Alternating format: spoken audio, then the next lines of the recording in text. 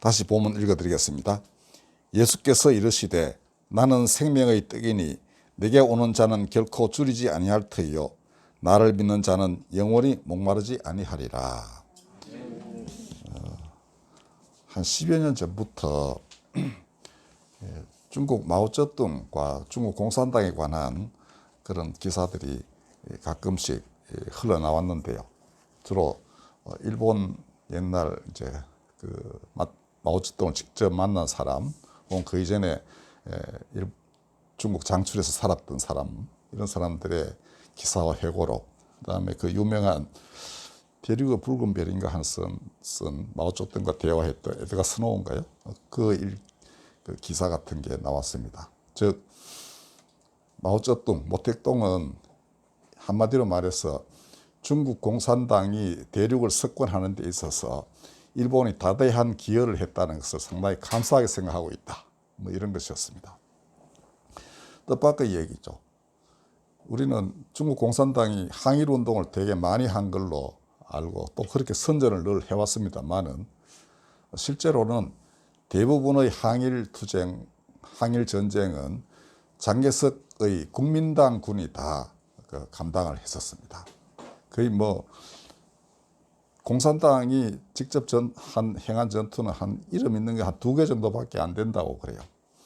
그리고 그마저도 팽덕회라는 이제 뛰어난 장군이 수행한 것인데 모택동은 그 되게 뭐라 그랬다 그래요. 이거 너무 티나게 그렇게 이기면 안 된다. 이제 왜냐하면 일본을 적대적으로 하게 되면 이 공산군도 결국은 일본과 싸워야 되는데 자신들의 목적은 국민당을 몰아내고 중국 대륙을 공산화하는 데 있었기 때문에 그 항일운 그 전쟁에 병력의 한 10분의 1 정도, 10% 정도만 거기에 힘을 쓰고 나머지를 비축하고 국민당하고 싸우고 하는데 집중했다라는 것입니다.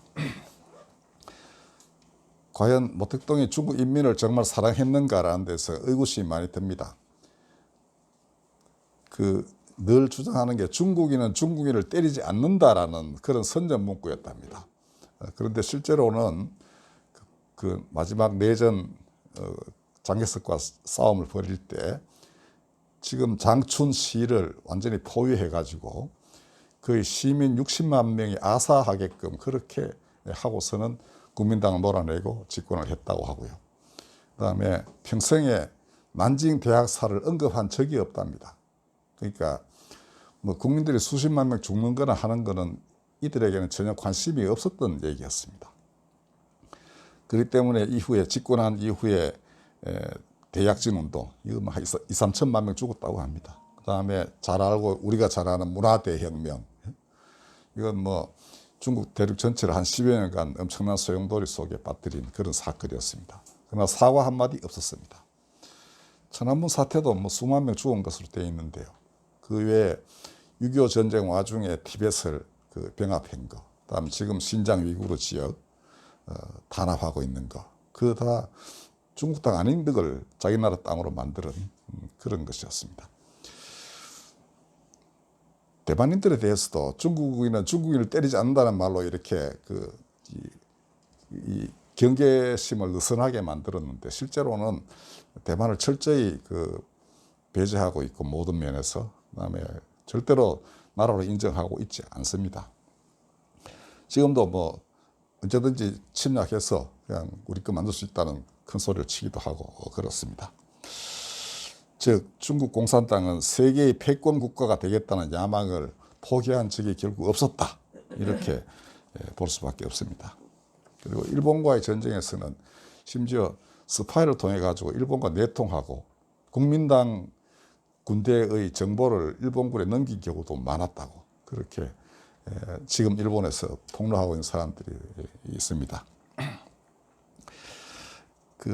장춘 사건은 거기서 어린 시절을 보내다가 부모가 거기서 아사하고 본인 총상을 입고 겨우 살아서 탈출한 일본이 폭로한 그러한 사건입니다. 그러니까 뭐 다른 나라에는 거의 다 안 알려져 있는 그런 것인데 최근 들어서 많이 이제 폭로가 되고 있는 것입니다. 자, 뭐 1대1로 해서 뭐 다른 나라 돈을 많이 투자하는 것 같으면서도 실제로는 중국 기업이 다 거두어 들이고 뭐 결국 속국 비슷하게 만들어가는 거, 이제 그게 드디어 많은 국가들이 이제 이해하게끔 됐습니다. 쉽게 말해서 중국몽에서 이제 다른 나라들이 깨어나고 있는 거죠. 아직 중국인은 중국몽에 취해 있을지 모르지만 다른 나라는 그거는 이제 백일몽이다, 거짓 꿈이다, 이렇게 생각을 하게 됐습니다. 아마도 불행한 일이긴 하지만 홍수로 인해서 피폐해진 중국 땅에 예견되는 대기근, 이때에 자기 나라 곳간 틀어서 중국 인민들을 살려야 되겠다 할 나라는 아마 없을 것 같습니다. 그러니까 그동안 그 나라 돈 많이 쌓아놨으니까 그걸로 먹여 살려봐라, 우리 사가라, 뭐 이런 거지, 자선의 의미에서 중국 인민들을 불쌍히 생각해서 도와줄 나라가 어디 있겠나 싶습니다. 물론 마르크스주의자들 중에도 사람 사랑하는 사람들이 꽤 있었습니다. 하도 사회가 모순이 많으니까 이래서는 안 되겠다 해서 혁명을 일으키는 이제 그런 열혈 이제 청년들이 마르크스주의에 많이 이제 쏠려 들어갔습니다. 그러나 어느 신학자가 말했듯이 이들의 헌신적인 노력은 한 번도 먹어볼 수 없는 국을 계속 끓이는 것이다, 이렇게 말할 수 있습니다. 그들의 이상은 그런대로 우리가 이해할 만하지만은 그건 결코 달성할 수 없는 목표이고, 그런 의미에서 그들은 한 번도 먹어볼 수 없는 국을 끊임없이 끓이고 있는 것이다, 이렇게 표현했습니다. 이거 상당히 좌파 신학자가 한 말이에요.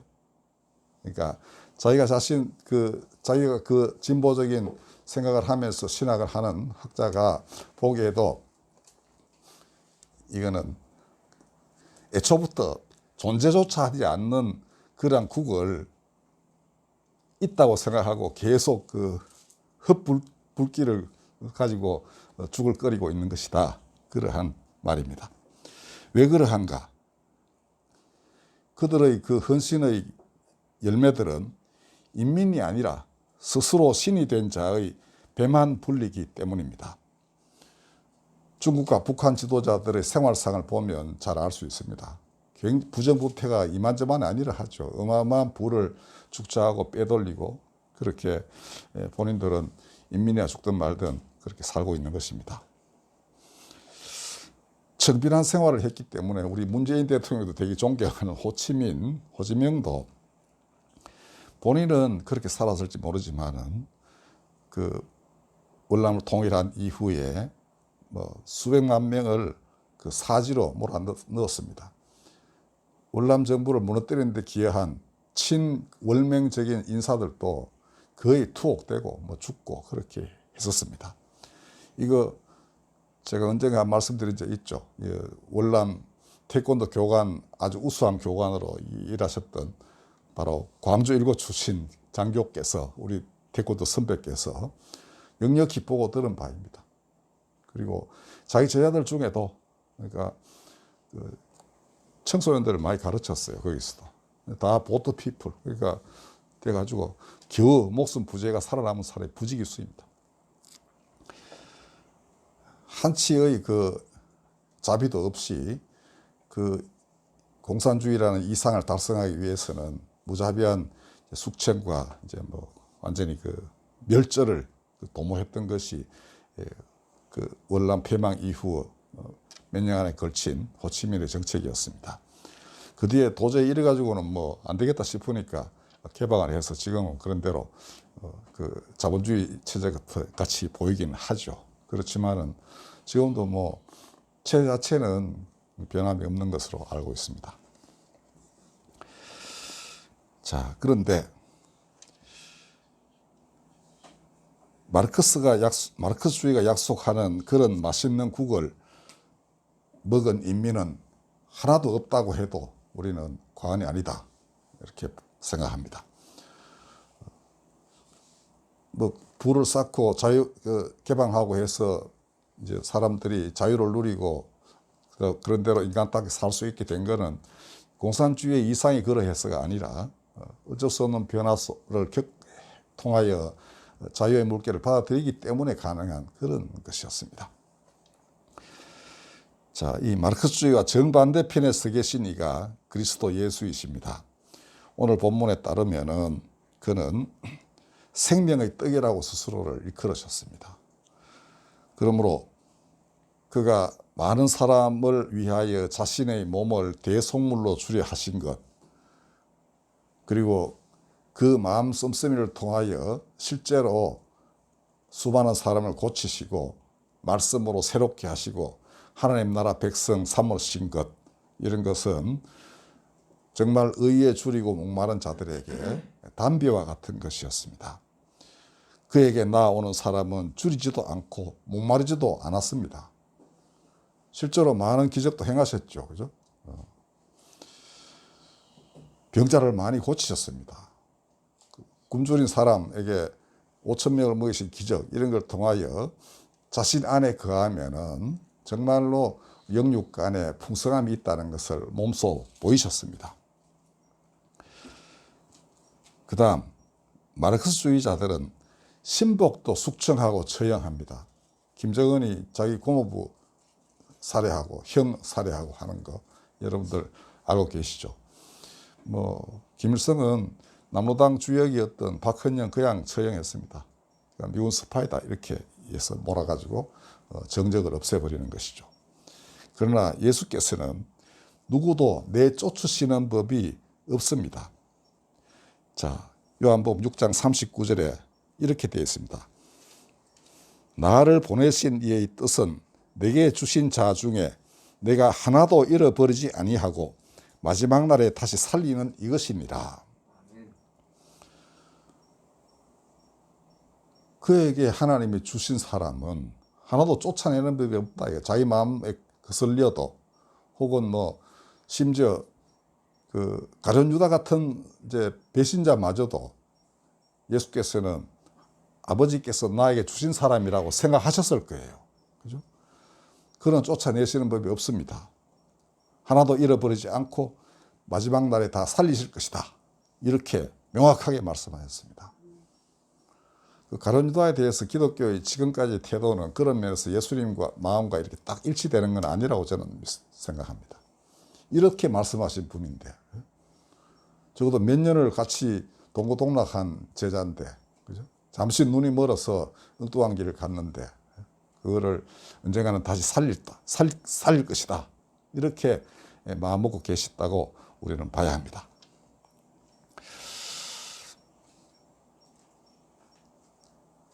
그 앞에 보면은 27절에 이렇게 또 말씀하시기도 했습니다. 썩을 양식을 위하여 일하지 말고 영생하도록 있는 양식을 위하여 하라. 이렇게 말씀하셨습니다. 그러니까 그의 말씀을 따르면 영원한 생명에 들어간다. 이런 뜻이죠. 실제로 그러합니다. 여러분들 말씀으로 인해서 자유를 얻게 되는 거, 여건은 변하지 않아도 그 말씀 하나로 하나님이 나와 함께 계시는구나. 이제 나는 편안하다. 이런 경험 많이 합니다. 많은 기독교인들이 그렇게 됐고요. 또 도저히 누구를 미워할 수밖에 없어서 고통 속에 막 그 끙끙대다가 원수를 사랑하라는 한마디 말씀 듣고 완전히 자유롭게 되는 그런 사람들도 많이 있습니다. 자, 이렇게 그는 사람들의 짐을 가볍게 해주고 평화를 주셨습니다. 언제나 그러하십니다. 그러나 하나님 믿지 않는, 이러한 희생을 믿지 않는 마르크스주의자들에게, 무신론자들에게는 영생이 있을 수가 없죠. 그들은 하나님 믿지 않으니 사후세계도 없는 겁니다. 그러나 기독교인들은 생과 사를 넘나들어서 영원한 생명 안에 사는 사람들입니다. 그들에게는 죽음이 끝이에요. 그러니까 살아생전에 한 번도 맛있는 국을 먹을 수가 없는 것이죠. 애초부터 없는 국이었긴 했지만 있다 하더라도 그들은 먹지 못했습니다. 그러나 그리스도 예수의 사람들은 매일매일 영생을 경험하는 것입니다. 하나님 나와 함께 계시니, 그죠? 내 많은 제약들, 힘든 거, 이런 것도 때때로는 억눌려 있지만 다시금 생각하면 언제나 넘어설 수 있고 또 그런 그 순간순간들이 있죠. 그죠? 아무런 그걸로 인해서 속박되어 있다고 느껴지지 않는 그런 자유의 순간들을 매일 경험할 수 있는 것이 그리스도인들입니다. 무신론자들, 마르크스주의자들에게는 마지막 날에도 생명의 부활이 아니라 심판의 부활이 기다립니다. 이거 되게 두렵습니다. 왜냐하면 서로 섞여 살아서 징벌이 무엇이며 보상이 무엇인지 전혀 이루어지는 것 같지 않은 시대에는 그런 대로 견딜만 해요. 그러나 정말 확연히 구분될 때는 자기 처지가 처량하기 그지없게 되는 것입니다. 이게 성경이 말하는 마지막 때의 심판이라 하는 것입니다. 요한복음 5장 29절에 보면은 이렇게 표현하고 계십니다. 선한 일을 행한 자는 생명의 부활로, 악한 일을 행한 자는 심판의 부활로 나오리라. 그러니까 중간 단계에서는 내가 과연 영원한 생명을 얻었는지도 아리송할 때도 있죠. 그렇지만은 시간이 더 흐르면 달라집니다. 우리 생명은 유한하지만은 그 너머에 그 무한한 하나님의 나라에 들어가는 것을 경험할 때 우리는 이 생사의 그 재앙마저도 넘어설 수 있습니다. 그러나 믿지 않는 자들에게, 하나님을 믿지 않는 자들에게는 그런 게 있을 수가 없는 것이죠. 무엇이 그를 기다리겠습니까? 그죠? 정말 하나님이 계시다면 안 믿은 것만이 들통나니 더 괴롭겠죠. 자, 그런 의미에서 우리는 모든 사람들이 하나님을 알고 진리 안에서 살기를 바라고 또한 기도해야 마땅합니다. 우리나라 사람들, 우리 대통령에서부터 우리 시민 한 사람 한 사람에 이르기까지 자신이 어느 쪽에 서 있는지를 분명히 깨달아야 합니다. 마르크스와 같은 계열에 쓸 것인지, 마오쩌둥을 숭상할 것인지, 아니면 정말 자기 몸을 바쳐 세상을 사랑하고 그를 따르는 자들에게는 영원한 생명이 약속되어 있는 이분을 따를 것인지, 자기가 누구인지 명확히 알고 선택을 해야 할 때가 다가왔습니다. 아니, 늘 그래야 했지만 지금은 더더욱 그러합니다. 이 나라가 어디로 가느냐? 망하면 망하는 대로, 또 흥하면 흥하는 대로 누군가 그 책임을 져야 되겠죠. 그죠? 흥하면 또 공로가 누군가가 있을 터이고, 망하면 망하는 대로 책임자가 있겠죠. 역사의 심판은 결국 엄격하게 적용됩니다. 지금 이 시대 정말 그리스도인들이 무엇을 어떻게 생각하고 판단할지 기준은 하나입니다. 예수 그리스도, 그가 하신 말씀입니다. 그가 친히 말씀하였습니다. 내 말이 심판한다고 그랬습니다. 그가 어디 계신지 우리는 모르죠. 안 보이니까. 그렇지만 그의 말씀은 늘 있습니다. 우리 교회에도 수십 권의 성경이 있습니다. 온 동네 선포되는 그의 말씀, 사람들이 어지간히 알고 있습니다. 그렇죠? 그 말씀이 심판한다는 겁니다. 자, 이 땅이 부디 하나님 기뻐하시는 땅이 되기를 바라면서 우리 힘써 노력해 봅시다. 기도하겠습니다. 생명의 떡이신 예수님, 먹을 수 없는 국을 한없이 끓이는 자들, 그들을 불쌍히 여기시고 그들의 눈을 뜨게 하사 진실로 이 땅이 하나님의 나라가 되게 역사하여 주시옵소서. 예수님의 이름으로 감사하며 기도드렸습니다. 찬송가 411장 부르겠습니다.